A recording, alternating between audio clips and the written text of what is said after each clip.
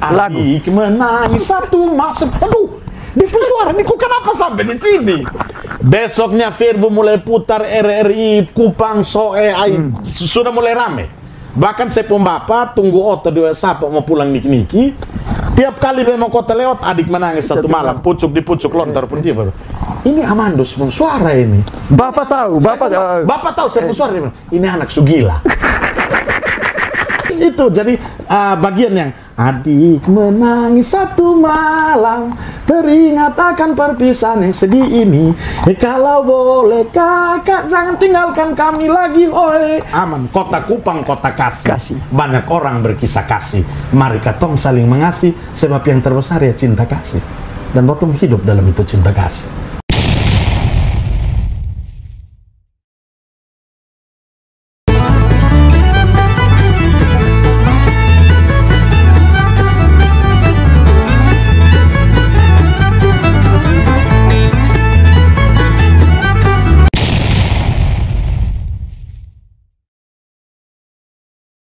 Salve Kakak Romo. Salve Om Boban, salve. Salam alaik Kakak Romo. Salam alaikum Om Boban. Kakak Romo ya. Amance. Ya, siap Om Boban. Seorang rohaniawan. Ya, siap. Seorang pendidik. Ya. Penggiat seni. Ya Om Boban ya. Penggiat sastra. Ya. YouTuber. Ya.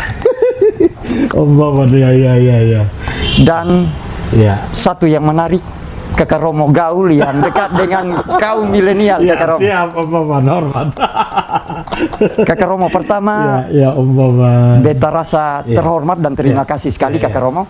Kakak Romo bersedia jadi tamu di Om Boban Channel. Siap, Om Boban Channel sukses selalu. Amin. Di acara Om Boban Bersulang. Siap. Bercerita sesuatu ala Kupang. Luar biasa. Siap. Luar biasa. Kakak Romo. Ya, siap. Karena kabar Kakak Romo? Saya sehat, gembira dan bahagia karena Om Boban dan Nona Eca mengunjungi Romo di hari ini. Siap. Terima kasih Kakak Terima Romo. kasih. Saya senang dan gembira selalu. Kakak Romo ini kotong agak ngobrol banyak nih Kakak Romo. Siap Om Boban. Kakak Romo. Iya. Ini topik pertama Kakak Romo. Iya, siap Om Boban. Kakak Romo cerita sedikit dong Kakak Romo. Iya. Yang Om Boban pencatatan nih Kakak Romo. Iya. Kakak Romo tumbuh dari latar belakang keluarga yang 3 orang memilih jalan imam. Iya. Kakak Romo. Iya. Kalau Kakak Romo pribadi, latar belakang apa yang bikin Kakak Romo memilih jalan imam? Iya. Baik Om Boban.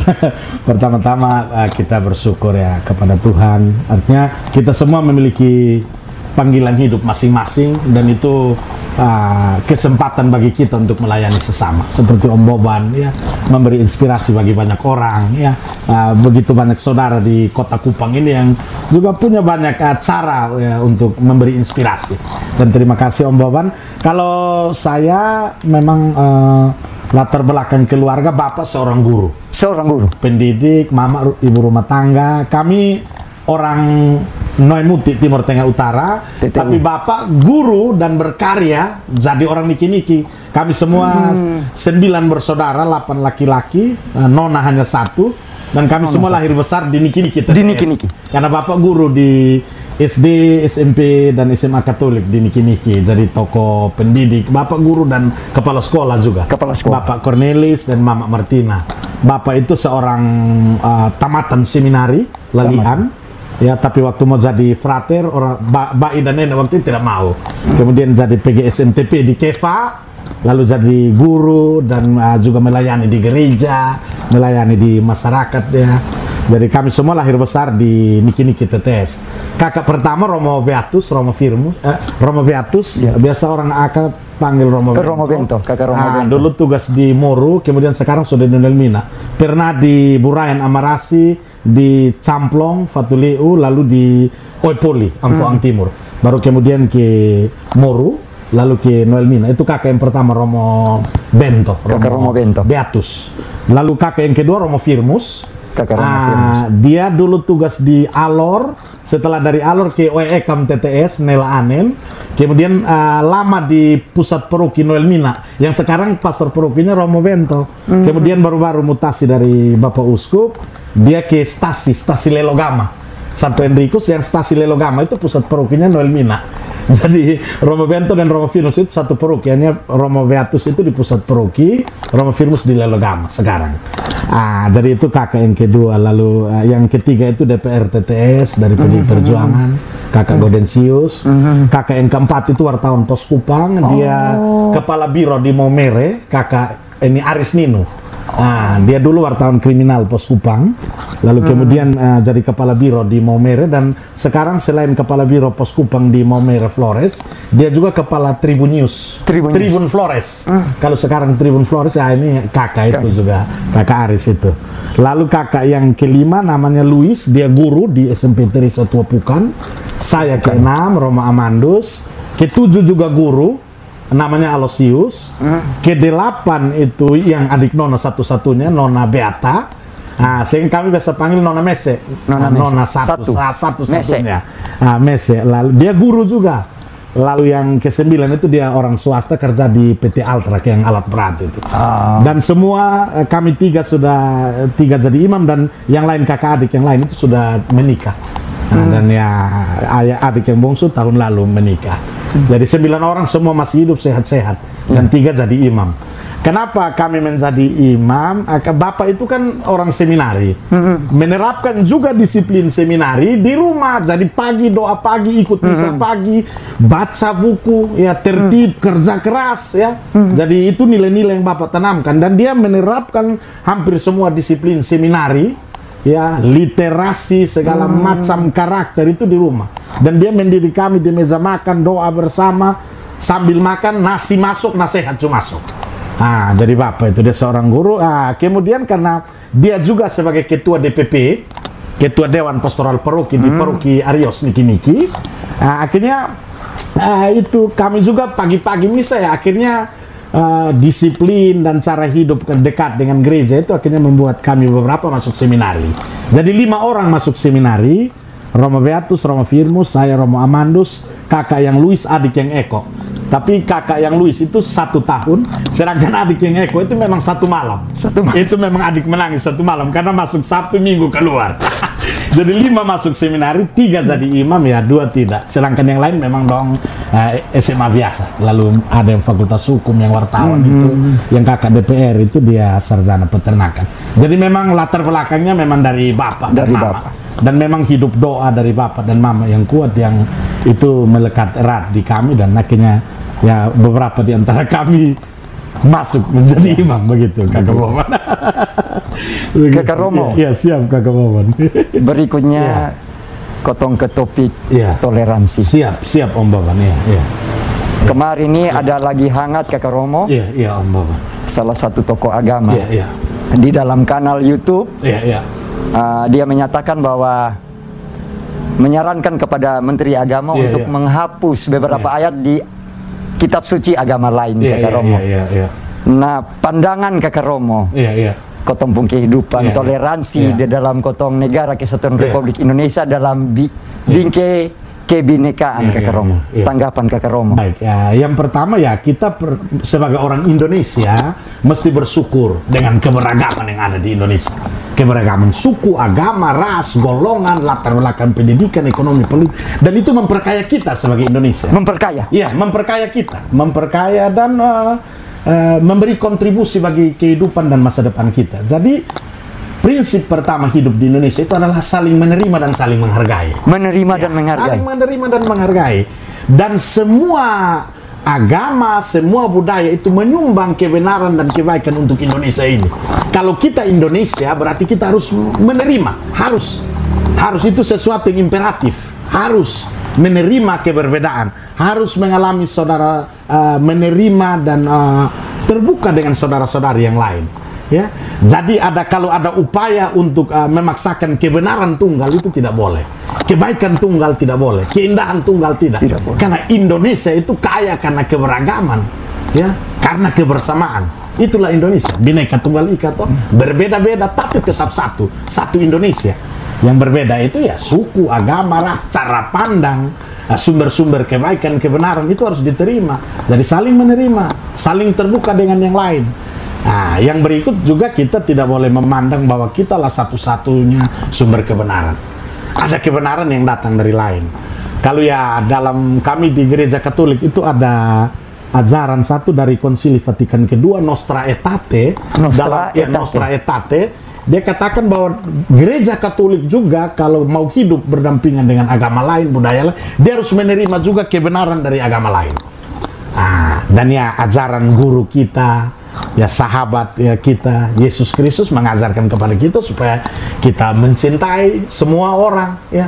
Kasihilah Tuhan Allahmu dengan segenap hatimu, segenap jiwamu, segenap kekuatan dan akal budimu, dan kasihilah manusia seperti dirimu sendiri. Seperti dirimu sendiri. Ya, kalau kita tidak mengasihi dan menerima kebenaran dari yang lain, kita sebenarnya tidak mengasihi diri kita sendiri. Nah, jadi saya sebenarnya tidak setuju, menolak dengan keras, dan tidak boleh. Kita harus menerima. Kita punya saudara berbeda-beda. Saya di sekolah ini, di SMP Santo Yosep, juga di dalam dengan teman-teman di komunitas sastra Dusun Flowomora, ada teman-teman yang Protestan, ya calon pendeta, ada pendeta, bahkan ada teman-teman yang Muslim. Kita saling menerima dan saling memperkaya. Saya menggunakan bahasa dan cara pandang Katolik, mereka menggunakan cara pandang Protestan, Muslim, dan saling memperkaya. Tetapi sama, kadang itu bahasa itu beda, cara pandangnya berbeda, tapi kita memandang yang satu dan sama. Nah, itulah sebenarnya. Jadi menurut saya persoalan yang ditimbulkan oleh saudara kita itu menurut saya tidak usah ditanggapi. Nah, dan kita harus tetap hidup sebagai orang Indonesia yang saling menghargai perbedaan. Begitu. Siap Kakak Romo. Sebenarnya ini agak karena memang tidak Kakak Romo ini ya. Harus tidak Kakak Romo. Kita orang Indonesia, ya. Nah, kita anak Kupang, di Kupang ini juga berbeda, dan kita di Kupang lihat aman-aman. Kota Kupang, kota kasih. Banyak orang berkisah kasih. Mari katong saling mengasihi, sebab yang terbesar ya cinta kasih. Dan potong hidup dalam itu cinta kasih. Begitu. NTT juga begitu, berbeda, luar biasa. Kita hidup aman dan damai.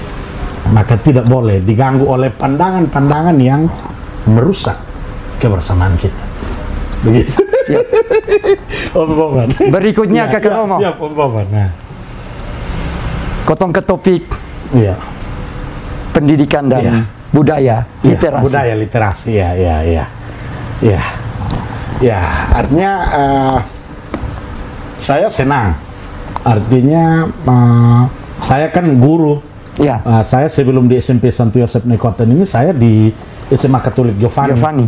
Tapi saya bukan hanya di sekolah saya misalnya di SMP Santo Yosep untuk satu gerakan literasi. Saya sejak tahun 2011, sejak mulai ditabis jadi imam Katolik, saya bersama teman-teman itu sastrawan-sastrawan muda NTT, Pion Rotuloli, Mario Lawi, ya. Kami mendirikan dan mendeklarasikan komunitas sastra Dusun Flowomora. Dusun Flowomora itu tempat wadah di mana anak-anak muda itu kreatif, menulis, ya. Dan banyak penulis-penulis hebat NTT itu datang dari komunitas sastra Dusun Flowomora. Hari ini kita sebut Mario Lawi, Diki Senda, ya Abdul Mahyudin Zo, Abu Nabil, ada perempuan-perempuan penulis, Linda Tagi, ya, Lani Koro, ya itu banyak teman-teman muda yang luar biasa. Juga teman-teman komunitas yang ada di Flores, ada di Keva, ada di Atambua, di perbatasan sana, di Sumba, di Rote, di Sabu. Itu kita berjejaring. Kita membentuk komunitas. Kami di komunitas sastra Dusun Flowomora. Tahun 2012 kami menerbitkan jurnal sastra Santarang. Sabana Lontar Karang. Sabana Lontar Karang. Ya itu kan literasi. Literasi, ya menurut saya literasi itu memang usaha yang harus terus-menerus kita lakukan, bukan sekadar membaca, tapi bagaimana kita kemudian mengungkapkan jati diri dan martabat kita sebagai anak Kupang, sebagai bukan sekadar membaca, bukan sekadar membaca, tapi bagaimana kita saling memahami teks, konteks, ya, membahasakan kebudayaan kita, membahasakan perbedaan kita secara indah supaya kemudian dipahami dan menjadi inspirasi bagi dunia. Om Boban ini kan sebenarnya sedang berliterasi digital, membagi inspirasi, secara virtual dibantu oleh Nona Eca ini, anak yang luar biasa ini, untuk supaya literasi itu dia menjadi komunikasi tetapi sekaligus menjadi inspirasi. Nah, di tingkat sekolah ya kita ajar anak-anak kita supaya mereka membaca. Kalau saya di sekolah ini pertama-tama saya tekankan bukan literasi digitalnya, literasi itu sendiri, artinya pemahaman mereka pada teks. Bagaimana mereka bisa komunikasi. Jadi mereka baca buku, mereka menulis di mading-mading, mereka menulis di majalah sekolah. Di sini ada buletin sekolah di SMP Santo Yosef. Dulu saya di Gavana juga begitu.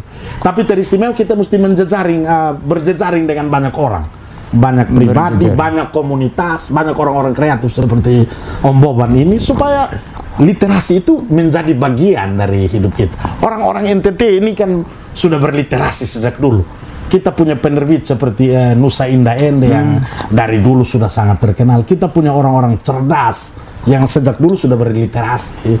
Nah, ini muncul literasi digital. Saya juga bersyukur baru-baru oleh Kominfo, Kominfo Jakarta dan Kominfo Kota Kupang NTT, kita dilibatkan dalam gerakan literasi digital, berbagai tentang kultur digital, kecakapan digital, budaya digital. Saya termasuk salah satu narasumber yang diminta beberapa kali, dan waktu puncaknya itu kami waktu itu buat di hotel Aston, saya mewakili pemuka agama Katolik dan saya dengan Mama Pendeta Mary Colimon. Ya, dan kita bicara juga Pendeta Mary Colimon waktu itu bicara tentang etika digital. Etika digital, bagaimana kita menjadi orang-orang yang punya etika di ruang digital. Dan saya waktu itu juga ya bicara sebagai ya anak muda, seniman, tokoh agama, bagaimana kita harus menjadi lebih kreatif di ruang digital. Dan sore ini saya senang ketemu Om Boban.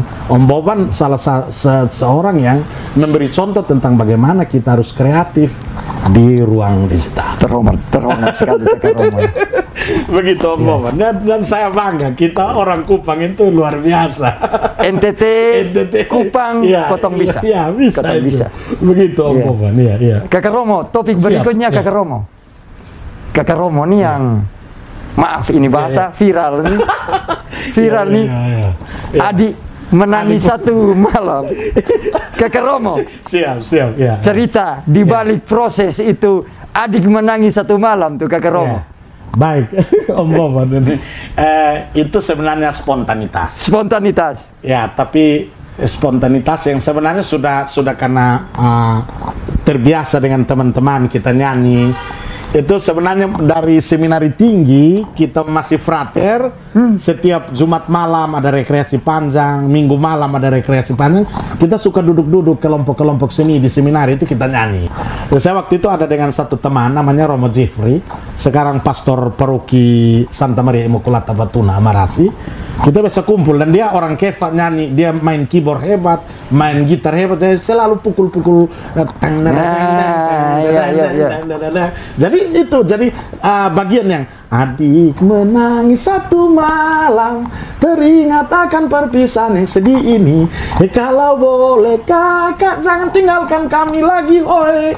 Yang sampai oi itu sudah ada waktu kami seminari di jam-jam rekreasi itu. Tapi yang pucuk di pucuk lontar pun tiba, Noel Mina Venenain, Muti Selakaan, Laut Timur, Laut Selatan, Jagung, Pempasu. Itu spontan saat saya dengan Romo Jeffrey nyanyi di Ragnamo, di gereja Santo Leonardus Manusa ke Ragnamo, yang arah menuju Bendungan Ragnamo sekarang. Itu ada satu gereja di situ. Romo Jeffrey itu yang hebat main gitar dan keyboard itu dulu tugas di situ. Jadi tahun 2012 saya jadi imam, jadi guru di Gavani. Hari Minggu saya jalanlah ke Romo Jeffrey itu, kami nyanyi-nyanyi di sana. Dan Romo Jeffrey punya keyboard yang PSR itu kan bisa rekam dengan flash. Saya tidak tahu bahwa rekam. Memang kita orang bilang itu orang mabuk yang nyanyi. Betul, saya mabuk. Kami minum bir tapi tidak mabuk yang parah. Tapi teristimewa karena mabuk karena cinta, toh? Mabuk karena seni, mabuk karena mau berinspirasi. Jadi bagian yang pucuk di pucuk, yang langit biru, awan biru itu muncul saat itu. Spontan. Ngalir tapi Depuref yang hui itu kan sudah seminari. Jadi mulai main tuts. Lalu ada teman-teman yang tertawa, suaranya ikut terekam, itu memang aksi spontan. Natural dan saya menyanyi merdeka betul. Kalau waktu itu diatur supaya syuting kan pasti kaku. Hasilnya sudah sebaik ini. Seviral itu. Lalu memang kita waktu tujuan bukan untuk viral. Saya bahkan tidak tahu bahwa ada direkam. Romo Jeffrey pakai flash, saya tidak tahu keyboard. Jadi dia rekam, saya tidak tahu. Nanti saya sudah pulang, bagilah itu hasil rekaman itu lewat Bluetooth, itu HP ke HP, dari Bluetooth mereka masukkan ke laptop, mulai bagi share ke mana-mana. Saya justru dengar ketika saya ke mall, Flobamora Mall, mau beli celana pendek. Saya waktu guru di SMA Giovanni tinggal di penginapan keuskupan, saya sore-sore dengan motor Astrea waktu itu, mau beli celana pendek di mall. Sampai di pintu gerbang mall, Adik menangis satu masuk. Aduh, di suara ini kok kenapa sampai di sini? Besoknya Verbo mulai putar RRI, Kupang, Soe, sudah mulai rame. Bahkan saya pun bapak tunggu oto di WhatsApp mau pulang niki-niki. Tiap kali memang kota lewat, adik menangis satu malam, pucuk di pucuk lontar pun tiba. Ini Amandus pun suara ini. Bapak tahu, bapak tahu saya pun suara ini. Ini anak Sugila. Jadi kita tidak tahu, tapi saya senang karena ya banyak orang senang. Nah, karena ya itu memberi kegembiraan. Ya. Nah, meskipun mungkin ada yang bilang beta gila, beta mabok, sudahlah itu kan sesuatu karya seni, apalagi yang spontan itu kan diterima oleh orang, dia tafsir, dia maknai, terserah. Dia sudah bukan menjadi milik Romo Amance lagi. Nah, tapi ya banyak yang senang, bahkan ada yang tulis skripsi Om Boban. Iya. Ya, bahasa FK bahasa Inggris dia menganalisis tentang makna di balik tanda, metafora cinta, adik menangis satu malam. Ya, skripsinya ada begitu. Jadi ada Nona Koten, dia anak orang Lembata tapi lahir besar di Soe, dia FK bahasa Inggris Undana, menulis skripsi dan dia dapat nilai A. Dan dia jadikan saya sebagai narasumber. Datang wawancara saya, ya. Kenapa? Proses kreatif di balik adik menangis satu malam. Ya, orang minta foto, orang minta tanda tangan, orang kenalin saya. Kalau misal orang datang, oh ini adik menangis satu malam. Ya sudahlah, itu bagian dari kita pun kegembiraan Om Boban. Kita seperti Om Boban dikenal lewat channel ini, saya juga ya dikenal lewat adik menangis satu malam. Berbagi sukacita, berbagi kegembiraan. Kita hidup ini untuk membagi kegembiraan, harapan bagi banyak orang, bukan untuk kita sendiri. Karena waktu kita di dunia ini adalah waktu untuk hidup berdampingan secara damai, sukacita dengan orang lain, dengan cara kita, dengan perspektif kita, tapi memberi warna dan makna bagi dunia, bagi orang-orang yang kita jumpai dan kita layani. Begitu. Dalam Kakak Romo. Begitu kan. Berikutnya Kakak Romo. Siap. Kotong omong tentang industri kreatif. Kakak Romo ini juga aktif di penggiat medsos lah. Kakak Romo juga TikTokers. TikTok kurang. Saya Instagram, Facebook, dengan sekarang YouTube. Ya. Channelnya Kakak Romo Amance Frank. Amance Frank. Ya baru 1000. Itu karena bagi di anak-anak sih. Doi nggak mungkin kepala sekolah punya dong subscribe.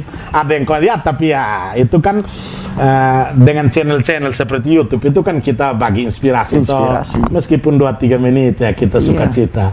Ya Om Boban ini sudah naik kita. Kakak Romo. Tidak, ini saya proses belajar nih. Tiap hari proses belajar. Iya Om Boban, ya siap ya. Begitu. Jadi Kakak Romo. Beta juga ada melalui orang Kupang bilang di Kakak Romo pun channel tuh. Kakak Romo nih pantun juga. Pantun cerita lucu. Cerita lucu ya. Frater dan nelayan. Frater dan nelayan ya. Maksudnya frater itu biar lu sekolah tinggi, tapi kalau dia orang sederhana lu rendah hati. Kami para imam. Kan dia tanya itu nelayan. Bapak tahu teologi? Aduh, kalau Theo saya tahu, kan saya punya kawan satu nama Theo, tapi su tambah logi saya son tahu.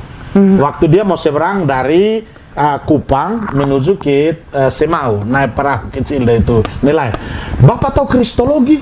Aduh, kalau Kristus saya tahu. Tuhan Yesus Kristus saya tahu, tapi tambah logi saya tidak tahu, anak frater. Tapi perahu jalan terus ke tengah. Mariologi, aduh kalau Bunda Maria saya tahu, tapi tambalogi saya tidak tahu. Sakramentologi semua itu, pokoknya eklesiologi, aduh anak frater saya tidak tahu. Di tengah perahu tagoyang karena gelombang, bab tua satu pertanyaan saya ke frater. Anak frater tahu berenang logi? Tidak tahu, lu mau mati, mesti tahu berenang logi. Maksudnya frater, lu belajar tinggi-tinggi tapi dengan umat, romo, siapapun kita pemuka agama, dengan orang yang sederhana, betul ame di bawah. Begitu. Karena ternyata lu tahu berenang logi gitu. Begitu. Jadi artinya bahasa kita itu harus dibawa. Bukan hanya bahasa, tapi bagaimana kita bersikap menerima orang lain, orang-orang yang sederhana, anak kecil, orang muda. Ya begitu. Jadi kita menjadi orang-orang yang rendah hati untuk bersahabat dan bersaudara toh dengan orang lain. Begitu. Kakak Romo dalam satu renungan, Kakak Romo pun renungan bahwa ilustrasinya dosa itu seperti pakaian kotor, Kakak Romo. Kotong harus cuci. Makna Kakak Romo. Kita pun hakikatkan terbatas dan berdosa.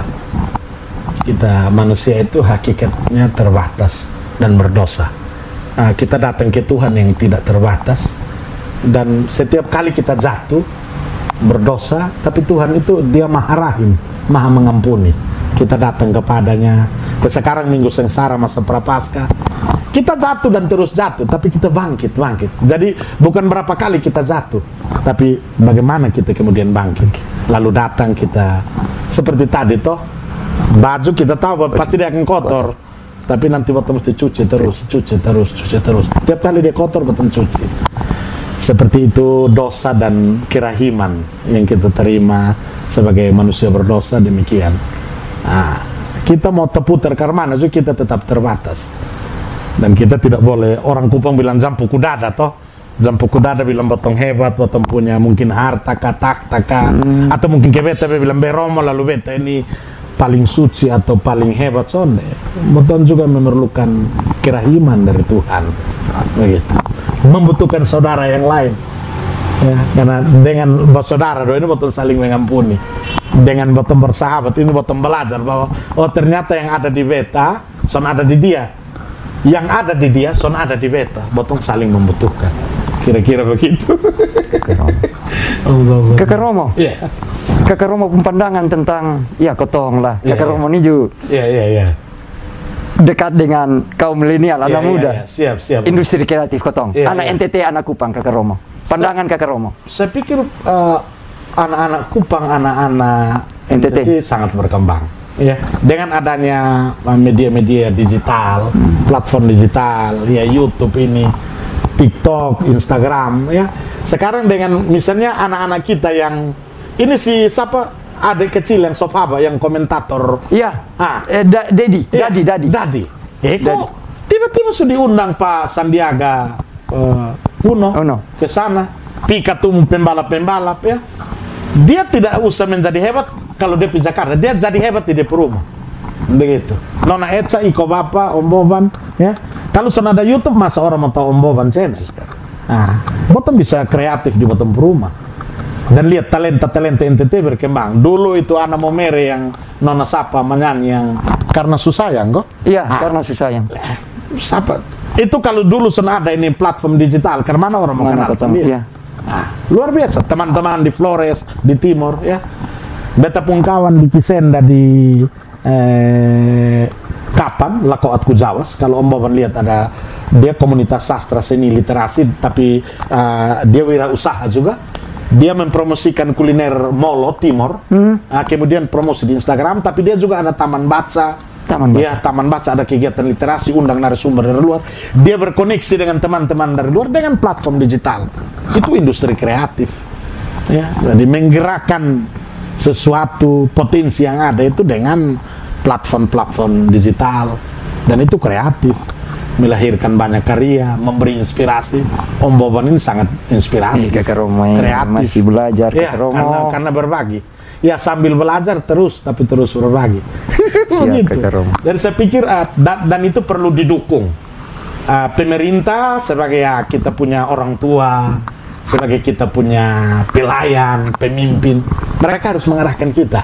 Oh, ini potensi anak-anak muda dalam industri kreatif, seni, budaya, ya, agama, ya, pendidikan. Ini banyak anak-anak muda loh yang kreatif. Nah, bagaimana mereka mewadahi itu? Dengan mendukung dengan fasilitas. Nah, misalnya di Kupang ini wifi di semua tempat, tidak apa-apa. Nah, lalu ada taman baca, taruh buku-buku, ada atau ada satu perpustakaan besar. Itu kau mau baca buku apa saja, masuk di situ. Anak-anak kita yang sekolah umur-umur kayak ECA, SMP, SMA dong, anak-anak remaja kita masuk dong, bisa akses itu. Kalau kita bisa bangun jalan, jembatan, lampu-lampu, taman, kita juga harus membangun peradaban. Membangun perpustakaan. Biar anak-anak kita berliterasi. Wifi tadi kan membantu untuk digital toh. Tapi ada perpustakaan di mana mereka bisa akses buku-buku di situ. Nah, taruhlah di situ mungkin ada kafe yang enak atau ada toko juga, tapi di situ ada buku-buku banyak. Anak-anak ke situ selain dong belanja, dong gaya, tapi dong juga membaca. Nah, saya pikir kalau itu dibuat di Kupang, wah, kita puan anak ini ini kalau kuliah su keren. Iya. Itu omong apa saja mereka tahu. Begitu. Membangun peradaban. Om Boban. Dan ya Kota Kupang menuju ke situ. Ya kita pun pemerintah dong sudah mulai membangun di mana-mana. Tapi ya ini kan kita memberi saran. Ya lewat channel Om Boban ini kan orang banyak nonton toh. Pemerintah dong sudah pasti dengar ya. Beta senang misalnya baru-baru ke Andre Ota, ya di Infocom, dia bagi wifi gratis di tempat-tempat ibadat. Saya juga dapat di SMP Santo Yosef. Karena di sini kan ada 1.500 anak dengan pendidik ada ratusan. Jadi dia taruh satu di sini. Saya tolong taruh di sini. Jadi membangun Kupang. Ya, membangun Kupang, membangun peradaban Kupang. Ya, peradaban. Dan ya tadi beta ada pantun untuk Kota Kupang itu kota kasih. Banyak orang berkisah kasih. Mari katong saling mengasihi sebab yang terbesar ya cinta kasih. Jadi memang betul-betul mesti jadikan Kupang itu kota kasih. Ya. Beta kemarin tahun kemarin baca Kota Kupang kota kasih, jangan kas mati air, jangan kas mati listrik, jangan kas mati ini.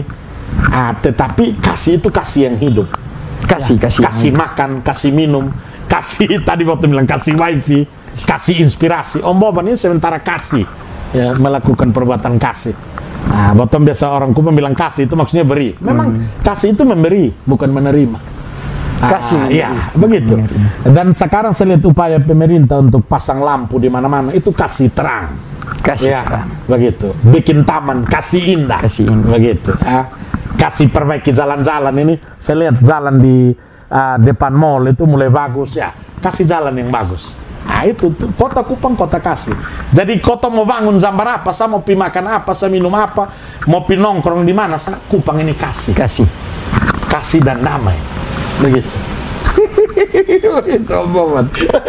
Kakak Romo, kotong semua masuk segmen terakhir. Ya, siap Om Boban ya. Kakak Romo, mungkin apa yang mau Kakak Romo sampaikan atau statement penutup atau harapan Kakak Romo? Baik, ya. Saya pertama bersyukur karena Om Boban datang di sini. Beta yang rasa terhormat Kakak Romo. Beta sendiri. Karena memang SMP Santo Yosef ini sekolah penggerak. Potong sekolah penggerak angkatan pertama di Kota Kupang, NTT dan Indonesia. Nah di dalam ini sekalian zaman beta promosi sedikit. Di dalam pembelajaran kan kami kepala sekolah juga belajar, ada pelatih ahli, ada instruktur nasional.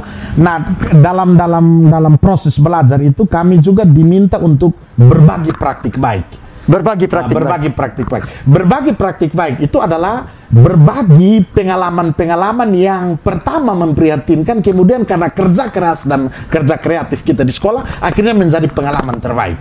Misalnya dulu sekolahnya begini, kemudian kita datang, kita berjuang, kemudian dia jadi baik. Dulu sekolahnya misalnya kotor sekali, gelap sekali, tiba-tiba dia menjadi bersih, indah, berprestasi. Nah, itu pengalaman-pengalaman terbaik.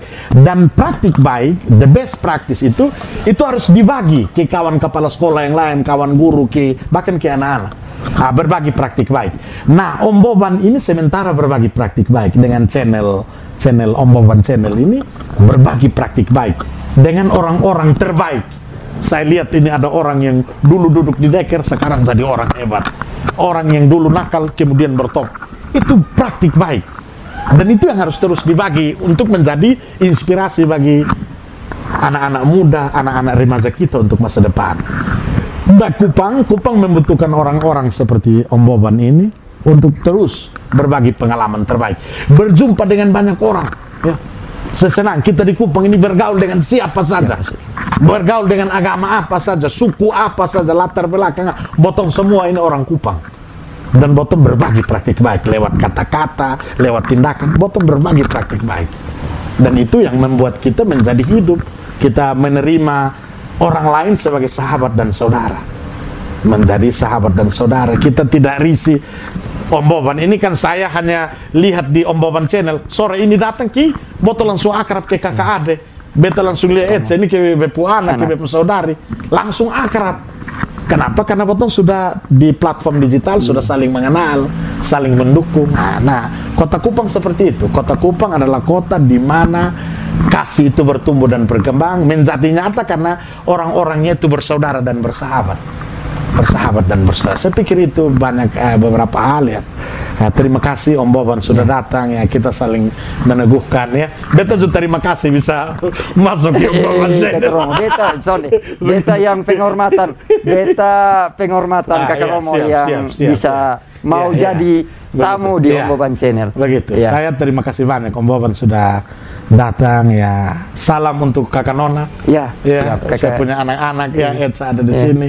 Makasih banyak, dan semua yang nonton Om Boban ya.